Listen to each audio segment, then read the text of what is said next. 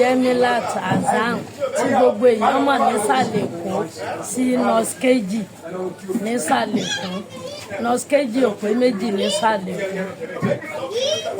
Táyé Ajíbádé OYEKAN ọmọ dáadáa ni à ń gbádùn ẹ̀, gbogbo òbí ló ń gbádùn ẹ̀, gbogbo iṣẹ́ tó ń ṣe nínú ọlúdé ó ń fáwọn ọmọ wa ní lẹ́sìn, ó ń kọ́ wọn ní kọ̀ǹpútà, hairdresser, iṣẹ́ oríṣiríṣi ló ń kọ́ àwọn ọmọ wa, à ń gbádùn ẹ̀.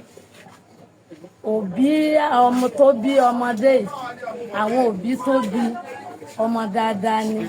Kọ́lá OYEKAN bàbá dáadáa ni. Àwọn tó bí wọn dáa púpọ̀. Ọmọ tó tún wá bí náà tó jáde lára wọn, ọmọ yìí náà tún jẹ́ ọmọ tó dáa, ó lápọ́nlé. Ọmọ yẹn dáa púpọ̀, à ń gbádùn ẹ̀. Ó máa wọlé.